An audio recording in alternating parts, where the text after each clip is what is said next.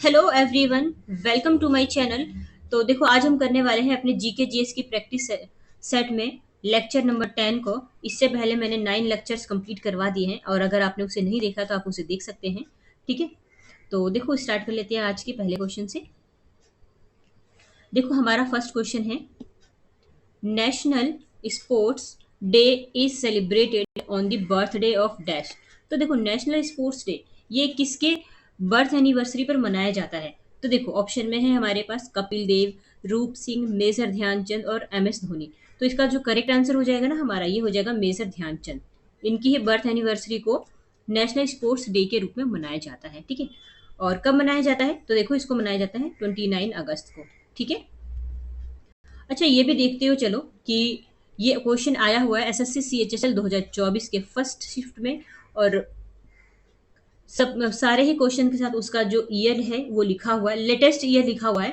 क्योंकि देखो, जो एक क्वेश्चन है ना, वो जरूरी नहीं सिर्फ 2024 में आया हो, वो 2023 का भी हो सकता है, 22 का भी हो सकता है, 21 का भी हो सकता है, बट लेटेस्ट में जो आया है ना, मैंने वो सारी चीजें यहाँ पे मेंशन की है। ठीक है, तो देखो इसका एक्सप्लेनेशन देख लेते हैं।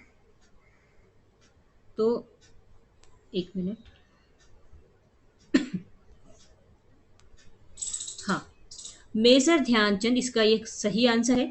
अब national sports day celebrated on 29 August to honour the legendary hockey player major Dhyan Chand, who is regarded as one of the greatest field hockey player. अब देखो, जो नेशनल स्पोर्ट्स डे है ना, 29 अगस्त को इनको ही सम्मान देने के लिए मनाया जाता है, मेजर ध्यानचंद जी को। और इनको ना रिगार्ड किया जाता है one of the great hockey players में। ठीक है, तो ये याद रखेंगे।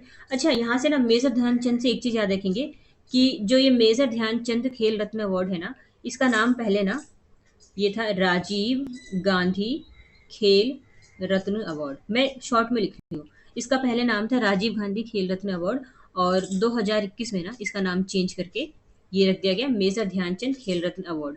ठीक है, यहाँ पे मेजर ध्यानचंद जी को इन ऑनर के लिए, इनके सम्मान सम्मान के लिए। ठीक है, अब देखो अदर पर्सनैलिटीज में क्या है देख लेते हैं। अदर पर्सनैलिटीज में देखो, याद रखेंगे, गांधी जयंती हर साल 2 अक्टूबर को मनाया जाता है, गांधी महात्मा गांधी जी की जो बर्थ एनिवर्सरी है उसको सेलिब्रेट करने के लिए। और 14 नवंबर को हर साल चिल्ड्रंस डे मनाया जाता है, जवाहरलाल नेहरू की बर्थ एनिवर्सरी को सेलिब्रेट करने के लिए। और सरदार वल्लभ भाई पटेल की याद में हर साल नेशनल यूनिटी डे मनाया जाता है, या हम कह सकते हैं राष्ट्रीय एकता दिवस। ठीक है, 31 अक्टूबर को। और एपीजे अब्दुल कलाम, इनके बर्थ एनिवर्सरी को मनाया जाता है वर्ल्ड स्टूडेंट्स डे, क्योंकि इनको स्टूडेंट्स से बहुत प्यार था। ठीक है, और ये मनाया जाता है 15 अगस्त। अच्छा, जैसे कि मैंने ये स्लाइड आपको मैं यहाँ पे पढ़ा रही हूँ, तो आप देखेंगे कि आप एक क्वेश्चन के साथ ना बहुत सारे एडिशनल फैक्ट भी कर रहे हैं, जैसे कि एक ये हो गया, दो ये हो गया, तीन, चार, ये पाँच, मतलब एक के साथ आप पाँच पाँच छः छः एडिशनल फैक्ट कर रहे हैं।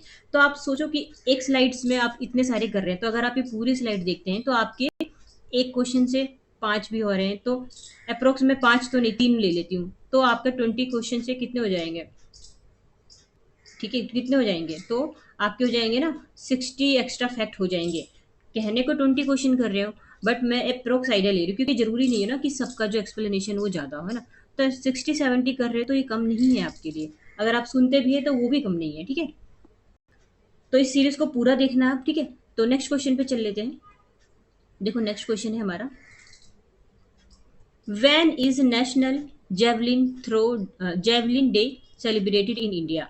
तो देखो, नेशनल जेवलिन थ्रो डे इस इंडिया में कब सेलिब्रेट किया जाता है? तो इसको सेलिब्रेट किया जाता है 7 अगस्त को। ठीक है, और देखो इसको ना 7 अगस्त को सेलिब्रेट किया जाता है, ये जो नीरज चोपड़ा ने जो गोल्ड मेडल जीता है ना, इसके लिए। ठीक है, नीरज चोपड़ा, इसके एक्सप्लेनेशन की तरफ आ जाते हैं। देखो, 7 August national javelin day is celebrated in India on August 7 to commemorate Neeraj Chopra's gold medal in the men's javelin throw event at 2021 Tokyo Olympic. देखो, टोक्यो ओलंपिक में जो 2021 का टोक्यो ओलंपिक हुआ था ना, इसमें जो जेवलिन थ्रो का जेवलिन थ्रो इवेंट हुआ था ना मेंस का, तो उस कैटेगरी में ना जो नीरज चोपड़ा है उन्होंने गोल्ड मेडल जीता था। तो तब से ही ना इसको जेवलिन थ्रो डे मनाया जाता है। जेवलिन थ्रो समझते हैं ना, भाला फेंक, जिसमें भाला को फेंका जाता है। ठीक है, अब देखो नीरज चोपड़ा से एक चीज क्या याद रखेंगे, क्योंकि प्लेयर्स का पूछ लिया जाता है एग्जाम में, ये हरियाणा से बिलोंग करते हैं, ये याद रखेंगे नीरज चोपड़ा से। हरियाणा से बिलोंग करते हैं, और हरियाणा में भी कहाँ, पानीपत से बिलोंग करते हैं। ठीक है, पानीपत, यहाँ तो लिखने में भी नहीं बन रहा। ठीक है, कोई नहीं, पानीपत से बिलोंग करते हैं। अब देखो यहाँ पे,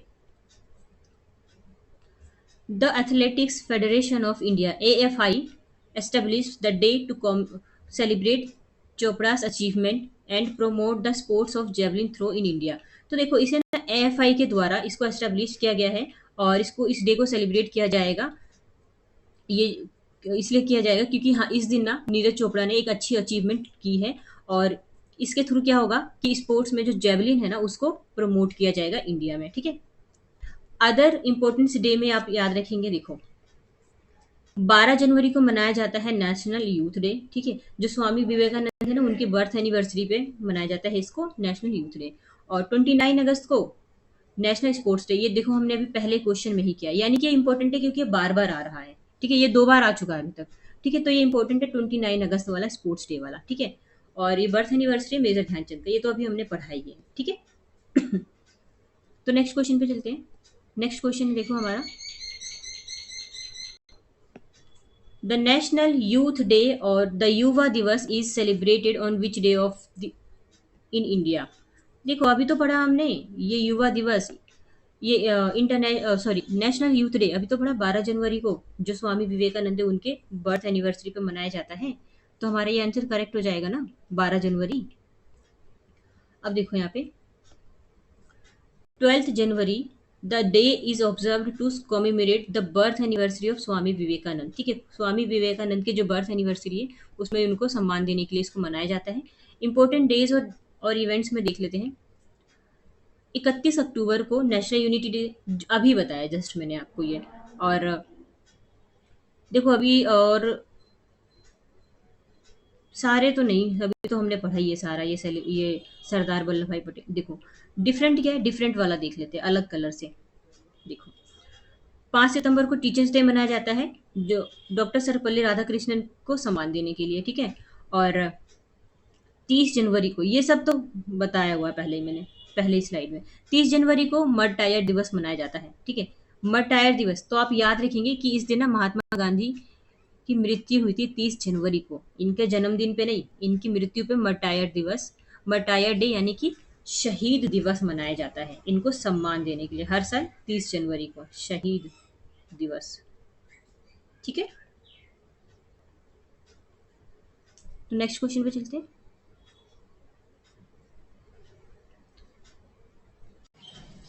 देखो नेक्स्ट क्वेश्चन है, international yoga day is celebrated on. तो इंटरनेशनल योगा डे कब मनाते हैं, तो इसको मनाया जाता है हर साल 21 जून वाले दिन। आने ही वाला है हमारा ये इंटरनेशनल योगा डे, आज कितनी तारीख हो जाएगी, देखो जून तो चल ही रहा है ना, तो 21 जून को मनाया जाता है। अच्छा 21 जून से एक चीज याद रखेंगे ना, 21 जून ना साल का सबसे बड़ा दिन होता है। सबसे बड़ा दिन मतलब कि रात जो होती है ना, जो मतलब अंधेरा होता है वो बहुत लेट होता है इस दिन। ठीक है, अच्छा इसी इसी से आप एक चीज ये भी तो याद रखेंगे कि सब, जैसे आपने याद रखा सबसे बड़ा दिन होता है 21 जून, तो सबसे छोटा दिन भी तो होता होगा ना। तो देखो सबसे छोटा दिन होता है 21 या फिर 22 दिसंबर। दिसंबर में सर्दी होती है ना, तो 21 या 22 दिसंबर को ये छोटा दिन होता है। ठीक है, सबसे छोटा दिन साल का, और सबसे बड़ा 21 जून को। ठीक है, तो याद रखेंगे इसको। अब देखो इसका एक्सप्लेनेशन देख लेते हैं। The international day of yoga has been celebrated across the world annually since 2015। देखो 2015 से ना इंटरनेशनल डे ऑफ योगा मनाया जाता है, और यूनाइटेड नेशन जनरल असेंबली है ना, इनने 2014 में इसको, मतलब कि असेंबली में इसमें बात हुई थी, और 2015 से इसको मनाया जा रहा है। अब इम्पोर्टेंट डेज और डेट्स में देख लेते हैं। 9 जनवरी को मनाते हैं प्रवासी भारतीय दिवस। ठीक है, 12 जनवरी को नेशनल यूथ डे, यह भी पढ़ा।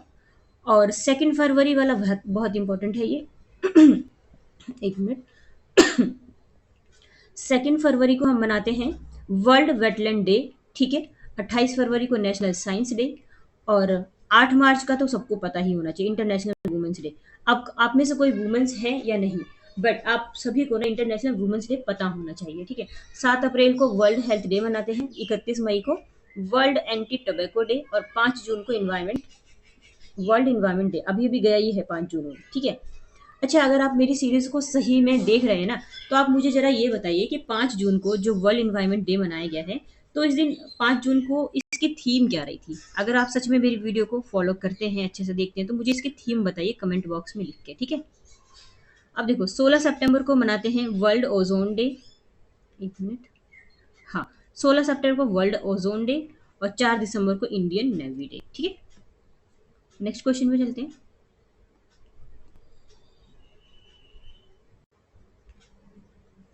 देखो, नेक्स्ट क्वेश्चन है, independence day is celebrated every year in Pakistan. देखो, पाकिस्तान का भी क्वेश्चन पूछा जा रहा है, किसमें? एसएससी एमटीएस में पूछा गया है 2023 में।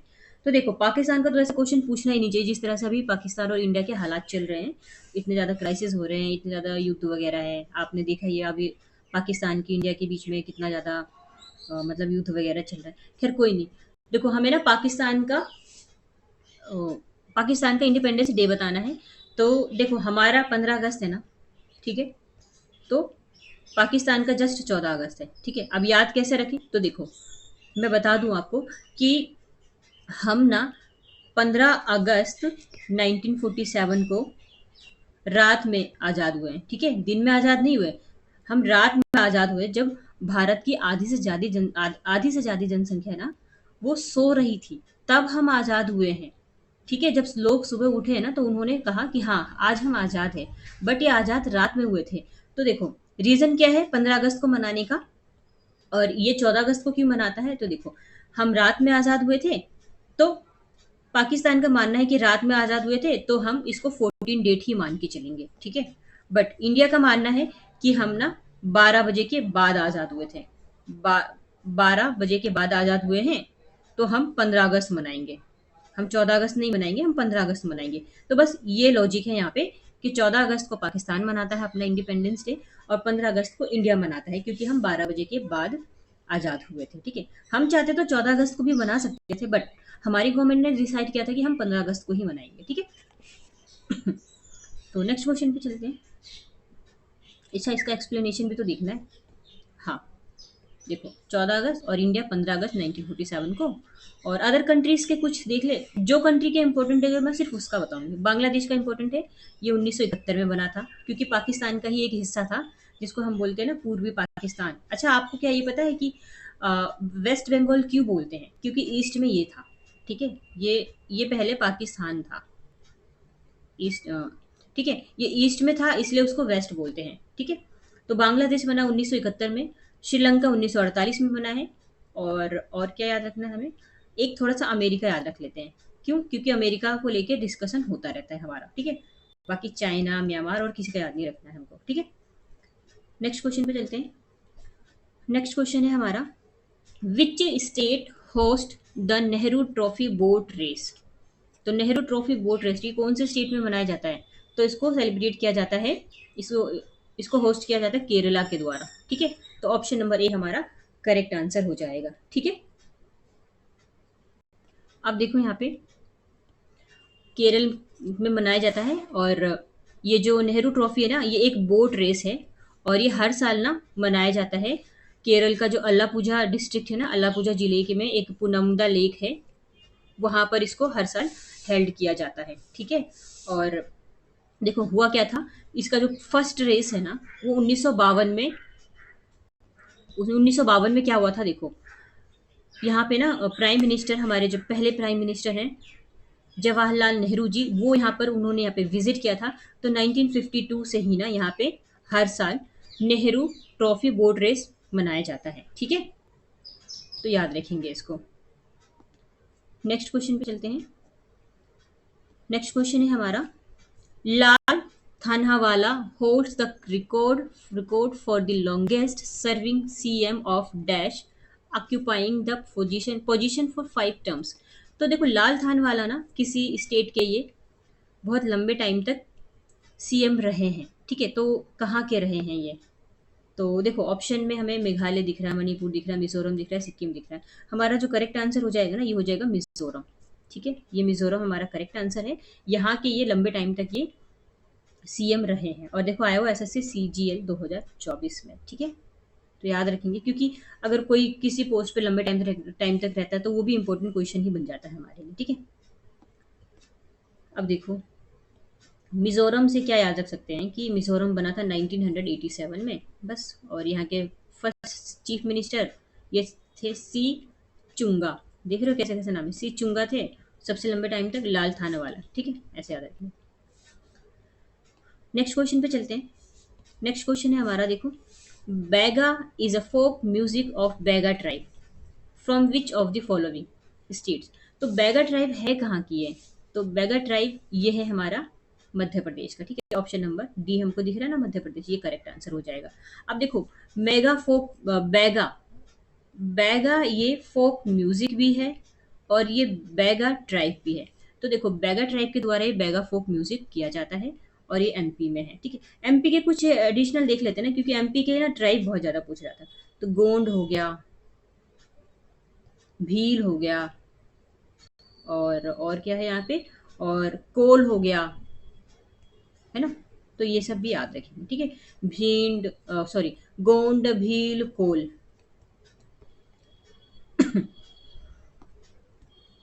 अब देखो, यहाँ के और कौन कौन से ट्राइब है, अच्छा अदर भी है। Madhya Pradesh, other Baiga tribe dances include Phag. Baiga tribe और कौन कौन से डांसेस करती है? फाग डांस करती है, सेला डांस करती है, कर्मा डांस करती है, बिलमा डांस करती है, ठीक है। ये डांसेस है इनके, इन ट्राइबल के। नेक्स्ट क्वेश्चन पे चलते हैं। Which of the following states is famous for celebrating the festival of Vijayadashmi, which marks the end of Durga Puja? Durga Puja के एंड पर ना विजयदशमी मनाया जाता है। तो कौन सा जो हमारा स्टेट है वो विजयदशमी को मनाता है? तो देखो, करेक्ट आंसर हो जाएगा हमारा वेस्ट बंगाल, ठीक है। विजयदशमी समझते हैं, दशहरा जिसको बोलते हैं, हम दशहरा बोलते हैं, कोई विजयदशमी बोलता है, मतलब अलग अलग स्टेट के अलग अलग नाम हो सकते हैं, बट चीजें वही होती है, ठीक है। फेस्टिवल सेम है ये। तो विजयदशमी ये होता है हमारा वेस्ट बंगाल का, दुर्गा पूजा के एंड में मनाया जाता है, ठीक है। अब देखो यहाँ पे, वेस्ट बंगाल का ये विजयदशमी है ना, इसको दशहरा के नाम से भी जाना जाता है, ठीक है। ये मेजर हिंदू फेस्टिवल है और वेस्ट बंगाल का, और ये इसको ना हर साल दुर्गा पूजा और नवरात्रि के एंड में मनाया जाता है, दशहरा को, ठीक है। और ये 10th डे पे, आश्विन अश्विन मंथ के 10th डे पर मनाया जाता है, ठीक है। तो याद रखिए। नेक्स्ट क्वेश्चन पे चलते हैं। देखो, नेक्स्ट क्वेश्चन है, in which of the following states is the Sanchi stupa UNESCO world heritage site located. जो सांची स्तूप है ना, ये यूनेस्को का वर्ल्ड हेरिटेज साइट है, कौन से स्टेट में है ये? तो देखो, इंपॉर्टेंट है और ये मध्य प्रदेश में है ये, ठीक है। ऑप्शन नंबर ए हमारा करेक्ट आंसर हो जाएगा। अच्छा, यहाँ पे देख लेते हैं एक्सप्लेनेशन को। The Sanchi stupa was declared a world heritage site by UNESCO इन 1989। 1989 में ना इसको सांची को ना यूनेस्को के वर्ल्ड हेरिटेज साइट में डिक्लेयर किया गया था। और सांची बेसिकली क्या है, ये एक बुद्धिस्ट कॉम्प्लेक्स है, ठीक है। बुद्धिस्ट लोग रहते हैं यहाँ पे, और ये फेमस है इसके ग्रेट स्तूप के लिए। सांची का स्तूप, अब अगर आप इमेज देखेंगे ना, कुछ इस तरह से ऐसे करके बना हुआ है, बड़ा सा ऐसे करके, अगर आप इमेज को देखेंगे तो यहाँ पे कुछ ऐसे डिजाइन से बने हुए हैं, ठीक है। तो ये यहाँ पे ग्रेट स्तूप के लिए फेमस है ये, और ये स्थित है मध्य प्रदेश का जो रायसेन डिस्ट्रिक्ट है ना, वहाँ पे जो सांची टाउन है उसके ऊपर हिल टॉप पे ये स्थित है, सांची टाउन में, ठीक है। और it was originally commission by the Mauryan ampere Ashok. और देखो, इसको बनाया गया था, यहाँ पे जो सम्राट अशोक है ना, उनके द्वारा इसको बनवाया गया था, ठीक है। अब यूनेस्को के वर्ल्ड हेरिटेज साइट्स में और कौन कौन से हैं, तो ये भी देख लेते हैं। तो देखो, ये हो जाएगा अजंता कैब, इसको 1983 में ऐड किया गया यूनेस्को के वर्ल्ड हेरिटेज साइट में। और group of monument at Mahabalipuram, ये 1984 में। और महाबोधि टेम्पल बिहार वाला बोध गया, ये 2002 में, ठीक है। तो ये महाबोधि वाला इंपॉर्टेंट है, 2002 में इसको ऐड किया गया, ठीक है। नेक्स्ट क्वेश्चन पे चलते हैं।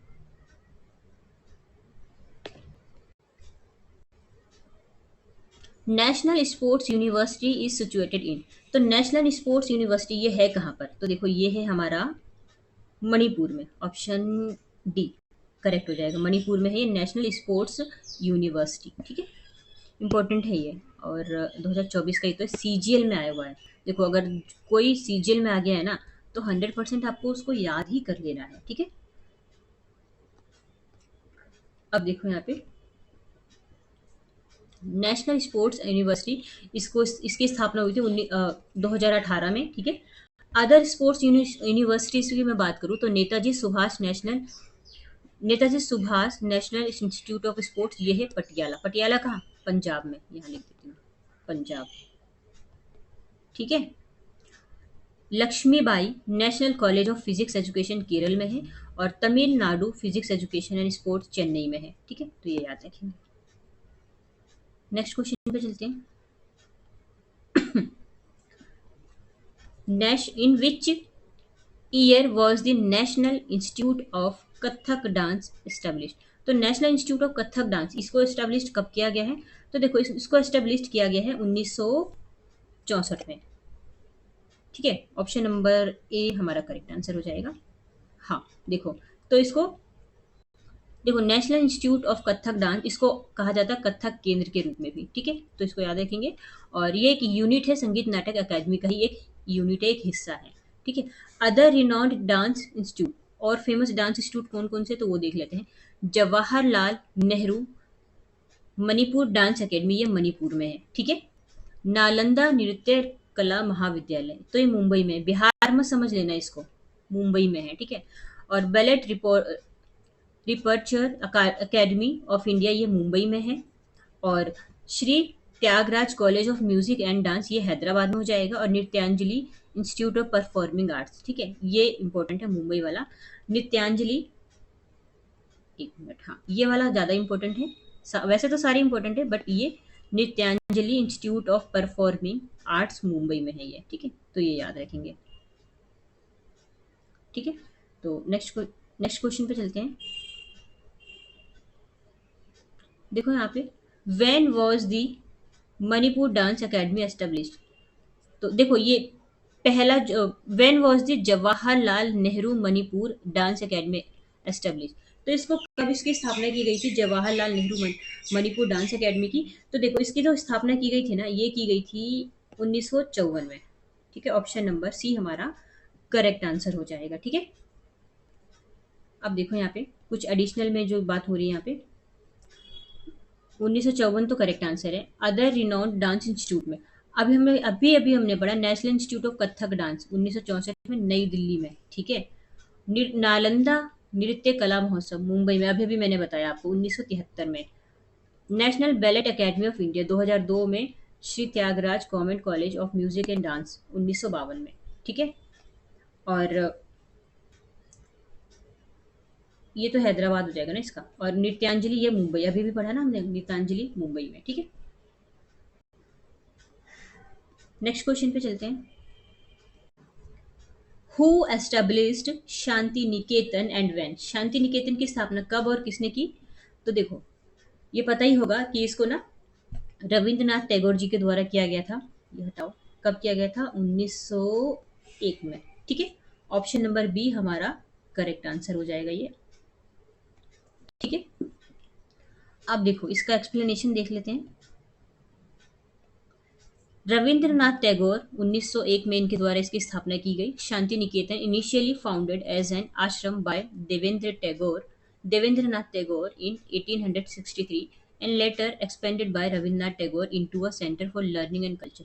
देखो क्या हुआ था, रविंद्रनाथ टैगोर जी ने 1901 में इनकी स्थापना तो की थी, बट ये जो शांति निकेतन है ना, पहली बार इसको ना स्टार्टिंग में ना इसको एक आश्रम, ये पहले ना एक आश्रम था, और इसको इस आश्रम को बनवाया था देवेंद्रनाथ टैगोर जी ने 1863 में। और बाद में ना रविन्द्रनाथ टैगोर जी के द्वारा ही इसको ना एक लर्निंग एंड कल्चर सेंटर बना दिया गया था, ठीक है। और उसके बाद क्या हुआ था, उसके बाद 1921 में ये इवोल्व हुआ था विश्व भारती यूनिवर्सिटी के रूप में, ठीक है। तो याद रखेंगे, बाद में चल के ये 1901 में क्या हुआ था, ये शांति निकेतन बन गया था, ठीक है। अब देखो 2023 में Shanti Niketan was recognized as India's 41 UNESCO world heritage site. देखो 2023 में ना यूनेस्को ने क्या किया, शांति निकेतन को अपने वर्ल्ड हेरिटेज साइट में इसको डिक्लेयर कर दिया है। ठीक है, 2023 में, याद रखेंगे। ठीक है, और अदर इंस्टीट्यूट एंड फाउंडर्स जैसे ऋषि वैली हो जाएगा, 1926 में आंध्र प्रदेश के द्वारा फाउंड किया गया। ठीक है, ये सारे आप पढ़ सकते हैं। इसमें से इम्पोर्टेंट ये याद रखिए, साबरमती आश्रम की स्थापना ये की गई थी महात्मा गांधी जी के द्वारा। ठीक है, गुजरात में गुजरात में की गई थी 1915 में। ठीक है, तो ये याद रखेंगे, साबरमती आश्रम गुजरात में और शांति निकेतन ये हमारा वेस्ट बंगाल में हो जाएगा। नेक्स्ट पे चलते हैं। नेक्स्ट है हमारा, देखो, विच of the following institutes was founded by Mrinalini Sarabhai who was Bharatanatyam and Kathakali dancer. देखो, मृणालिनी साराभाई ना, ये भरतनाट्यम और कथकली दोनों डांस से बिलोंग करती है। तो इन्होंने एक इंस्टीट्यूट बनाया था। ठीक है, एक फाउंड किया था इंस्टीट्यूट। तो वो इंस्टीट्यूट कौन सा है? तो देखो, इस इंस्टीट्यूट का नाम है दर्पण अकेडमी ऑफ परफॉर्मिंग आर्ट। ठीक है, ऑप्शन नंबर सी हमारा करेक्ट आंसर हो जाएगा। ठीक है, अच्छा, मृणालिनी साराभाई, अब विक्रम साराभाई को जानते हैं ना, तो ये उनकी ही वाइफ है मृणालिनी साराभाई। ठीक है, अब देखो, इन्होंने दर्पण अकेडमी ऑफ परफॉर्मिंग आर्ट्स की स्थापना की थी। और देखो, ये ना एक स्कूल था जहाँ पे ये अहमदाबाद में एक स्कूल है, अहमदाबाद गुजरात में। और इसको एस्टेब्लिश किया गया मृणालिनी साराभाई और प्लस विक्रम साराभाई की दोनों के द्वारा 1949 में। ठीक है, और मृणालिनी साराभाई को कुछ अवार्ड्स भी मिले, जैसे कि पद्म भूषण इनको मिला है 1992 में, पद्म श्री मिला है 1965 में। ठीक है, तो ये दोनों याद रखेंगे, क्योंकि देखो, मृणालिनी साराभाई से तो क्वेश्चन बनते ही बनते हैं। ठीक है, नेक्स्ट क्वेश्चन पे चलते हैं। देखो, नेक्स्ट क्वेश्चन है, so Parker and the logo of his world wide initiative dance for a cause are being printed on an official postage stamp issued by dash government. देखो, इसमें बात हो रही है ना कि सोपारकर और उनकी जो एक वर्ल्ड वाइड इनिशिएटिव है, ये है डांस फॉर अ कॉज। ठीक है, तो इसका जो लोगो है ना, वो गवर्नमेंट के द्वारा एक जारी किया गया है, एक स्टैंप पे, एक मतलब हम कह सकते हैं कि एक डाक टिकट पर ना इसको प्रिंट किया गया है। तो ये कहाँ का है, जो मतलब ये है कहाँ का डांस फॉर अ कोर्स, जो उसको प्रिंट किया गया, मतलब कौन से स्टेट की इसमें बात हो रही है? तो देखो, ये स्टेट नहीं, कंट्री, सॉरी। हाँ, तो कौन से कंट्री ने ऐसा किया है? तो देखो, हमारा करेक्ट आंसर इसमें से, एक मिनट, नेपाल, एक मिनट, इसमें हाँ, भूटान हमारा करेक्ट आंसर हो जाएगा ना इसमें। ये भूटान, ये हमारा करेक्ट आंसर हो जाएगा। भूटान में ऐसा किया गया है। ठीक है, इसके लोगों को प्रिंट किया गया है। देखो, एसएससी 2023 का क्वेश्चन है ये। अब देखो यहाँ पे, भूटान इन 2018 Sandeep Soparkar had launched his initiative Dance for a Cause at the world economic forum in Davos Switzerland. तो दावोस स्विट्जरलैंड में ना इन्होंने वर्ल्ड इकोनॉमिक फोरम में एक इनिशिएटिव लाया था, डांस फॉर अ कोस। ठीक है, तो ये याद रखेंगे। और यहाँ पे और क्या याद रख सकते हैं? देखो, दो चीज़ याद रखेंगे यहाँ पे, कि इंडिपेंडेंट इंडिया में जो पहली बार जो स्टैम्प इशू किया गया था ना, 21 नवंबर 1947 को, इंडिपेंडेंट में। ठीक है, जब आज़ाद हो गए थे इंडिया तब। और दूसरा याद रखेंगे कि जो जो फर्स्ट पोस्टल स्टैंप इंट्रोड्यूस किया गया था ना इंडिया में, वो 1 जुलाई 1852 को इंट्रोड्यूस किया गया था। तब हमारे गवर्नर जनरल थे लॉर्ड डलहौजी। ठीक है, 1800 के टाइम पर तो ये डलहौजी वगैरह ही होते थे, मतलब कि गवर्नर जनरल वगैरह ही होते थे। ठीक है, तो ये याद रखेंगे, और 1947 वाला ये याद रखेंगे। ठीक है, बाकी तो पढ़ सकते हैं आप। ठीक है, नेक्स्ट क्वेश्चन पे चलते हैं। नेक्स्ट क्वेश्चन है हमारा, which religion has the maximum number of followers in Bhutan. Bhutan के जो मैक्सिमम लोग हैं ना, वो कौन से रिलीजन को फॉलो करते हैं? देखो, एसएससी एमटीएस में आया हुआ क्वेश्चन है। तो देखो, भूटान में ना ज़्यादा बुद्धिस्ट लोग ही रहते हैं। ठीक है, तो हमारा जो करेक्ट आंसर हो जाएगा ना, ये हो जाएगा बुद्धिज्म। ठीक है, ये करेक्ट आंसर है, बुद्धिज्म, क्योंकि बुद्धिस्ट लोग ज़्यादा हैं यहाँ पे, जो गौतम बुद्ध वगैरह को मानते हैं। ठीक है, अब देखो, भूटान में सबसे ज़्यादा तो बुद्धिज्म है, पर दूसरे नंबर पे मैं बात करूँ ना भूटान में, तो ये क्रिश्चियंस भी है यहाँ पर। ठीक है, पहले नंबर पे बुद्धिज्म और दूसरे नंबर पे क्रिश्चियंस। अरे याद रखना इजी है ना, ये भी है। ये सी है, ABCD में बी और सी पहले ऐसे आता है ना, तो बस ऐसे भी तो याद रख सकते हैं। नेक्स्ट क्वेश्चन पे चलते हैं। नेक्स्ट क्वेश्चन है हमारा, which of the following ethnic group are the largest in Myanmar. अच्छा देखो, ऐसे क्वेश्चन भी आ रहे हैं, म्यांमार में सबसे ज्यादा कौन से लोग रहते हैं, कौन मतलब म्यांमार में किन लोगों की संख्या सबसे ज्यादा है। तो देखो यहाँ पे कैरन है, बामार है, रोहिंग्या है, सहान है। तो वैसे तो ये सारे हमें म्यांमार में ही तो दिखते हैं। अच्छा ये तो पूछा है ना कि सबसे लार्जेस्ट कौन है यहाँ पे, तो देखो करेक्ट आंसर हो जाएगा बामार। देखो याद कैसे रखेंगे, म्यांमार और बामार सुनने में थोड़ा सा साउंड सेम सा नहीं लग रहा, म्यांमार बामार है ना, तो ऐसे याद रखेंगे कि यही हमारा करेक्ट आंसर है। ठीक है, अब देखो म्यांमार के एथनिक ग्रुप में और कौन कौन से आते हैं, कारेन है, शान है, मोन है, चिन है, काचिन है, रोहिंग्या है, राखीन है, ये सारे हैं। ठीक है, और अदर्स में क्या याद रखेंगे, पाकिस्तान में पंजाबी है, अफगानिस्तान में पश्तून्स हैं, जापान में यामतो हैं। ठीक है, ये पढ़ लीजिए, ये जो थोड़ा सा इम्पोर्टेंट है, जैसे कि अफगानिस्तान का हो गया, जापान जो हम सुनते हैं न्यूज़ में, ये जो भी स्टेट जो भी कंट्रीज, बाकी पढ़ सकते हैं। नेक्स्ट क्वेश्चन पे चलते हैं। नेक्स्ट क्वेश्चन है देखो हमारा, which is the national fruit of Bangladesh. अच्छा देखो, बांग्लादेश का ऐसा क्वेश्चन भी आया हुआ है SSC सीजीएल 2023 में, तो बांग्लादेश का नेशनल फ्रूट कौन सा है। तो देखो ये है हमारा jackfruit, option number D, jackfruit ये करेक्ट आंसर हो जाएगा। ठीक है, तो नेक्स्ट क्वेश्चन पे चलते हैं। यहाँ पे देखो कुछ, जैक फ्रूट तो करेक्ट आंसर था, इंडिया का मैंगो है, और पाकिस्तान का तो आपको याद ही नहीं रखना है, क्योंकि पाकिस्तान को तो लेकर अभी तो बहुत ज़्यादा ही क्राइसिस चल रहा है, और ये पढ़ सकते हैं, सारा याद रखने की कोई ज़रूरत नहीं है। पाकिस्तान का भी तो देखो मैंगो ही तो है, जैसे इंडिया का मैंगो है वैसे पाकिस्तान का मैंगो है। ठीक है, तो ये याद रखेंगे। नेक्स्ट क्वेश्चन पे चलते हैं। नेक्स्ट क्वेश्चन है हमारा देखो, विच of the following cities of Nepal does not have a branch of Indian citizen association of Nepal. तो बात हो रही है कि नेपाल के किस शहर में जो ये Indian citizen association of Nepal है ना, इनकी ब्रांच नहीं है, मतलब कि यहाँ पे इनकी ब्रांच है ही नहीं।